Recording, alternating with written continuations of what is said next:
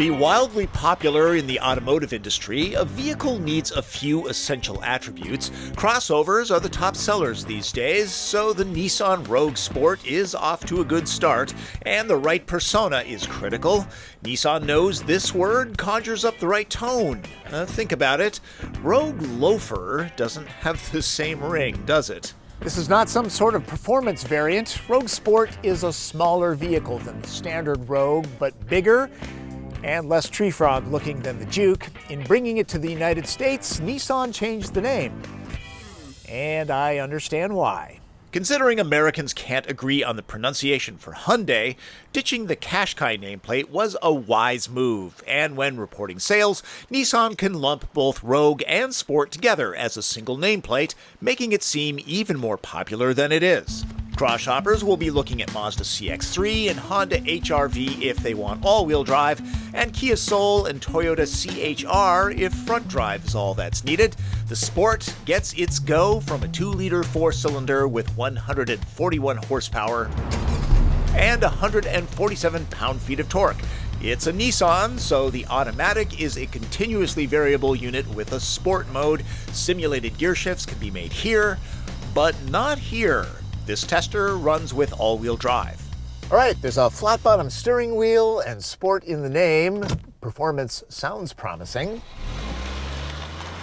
But if this Rogue had a Sport, it would be jogging. 0 to 60 miles an hour takes about 10 seconds. It can be outgunned by a Prius. Sport motors around town just fine, though, with the power band set up for urban driving. It won't be a popular choice for passing on 2-lane roads. Is the Sport a sporty handler? Not especially. It's pretty average in class. It's what mainstream buyers are looking for in crossovers, a refined, comfortable ride that soaks up big bumps and breezes through traffic. Steering is light, there's not much road feel, it's moderately quiet at speed. Some continuously variable transmissions do a good job of simulating a standard geared transmission. This one, not so much. You definitely feel some of that rubber bandy, droning kind of dynamic. Subaru Crosstrek and Honda HR-V also use a CVT. Chevy Trax, Kia Soul, Jeep Renegade, and Mazda CX-3 use traditional automatic transmissions, if that means something to you. Rogue Sport is definitely smaller than the standard Rogue, so you'd expect fuel economy would be a lot better. Not really. In all-wheel drive trim, the EPA rates them both at an average of 27 miles per gallon, even though Sport's city and highway efficiency is lower. Interesting. Rogue Sport will be a popular choice for this. The cabin materials look quite good for the class, and it can be ordered up with fancy stuff like heated steering wheel and seats. Worth noting, the chairs are pretty comfortable. Order the 2 option packages available on the SL model, and there's automatic emergency braking, adaptive cruise control, and LED headlamps. The expected amount of storage is scattered about the space, though there's just one USB port to fight over. The user interface is pretty basic. 2017 models have Siri Eyes Free, but not Android Auto or Apple CarPlay. If those are on your wish list, check to see if 2018s get them. Hey there, Sport. I'm assuming you're partial to the name Rogue. Oh yes, as the evil and better-looking twin, I can relate. I'm also a little surprised. The back seat is as roomy as it is. I mean, we're both 5'9", and sitting behind you, I have plenty of foot, knee, and leg room. Storage in the doors and pockets on both seatbacks is a win.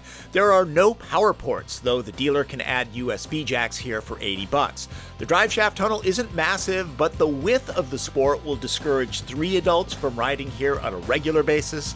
It's fine for 2. How does Rogue Sport's cargo area compare to the standard Rogue? This test doesn't seem so silly now, does it? When using the back seat, there's enough room for 6 packs, whereas Rogue Senior will easily carry 7. There's space under the floor, but as you can see, not a ton. Keep in mind, the larger Rogue can be had with a cramped 3rd row and a clever storage system that Sport lacks.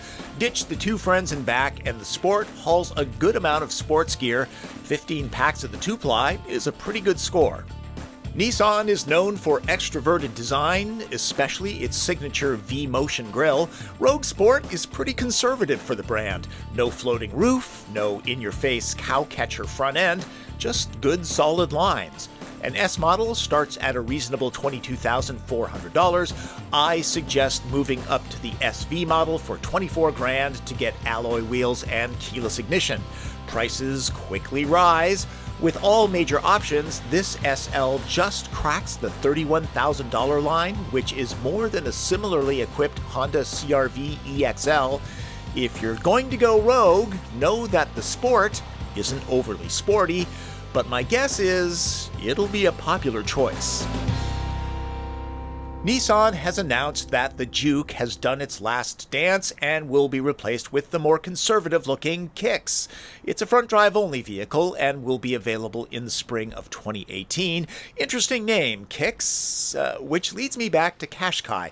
What does Qashqai mean? Apparently, according to Merriam-Webster, it's a people that live in mountainous southwestern Iran. Or, Wikipedia claims that Vasily Bartold, a Russian anthropologist who died in 1930, translated the name as a horse with a white forehead. Yes, I have gone very deep into the weeds.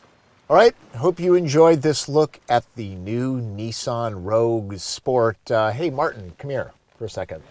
Everybody, this is Martin Campbell. You've seen him before. Couldn't do these reviews without Martin Campbell. He's back there operating the iPad, so I can just sit here, talk to you, not worry about the technical stuff. That's Driven. I'm Tom Voelk.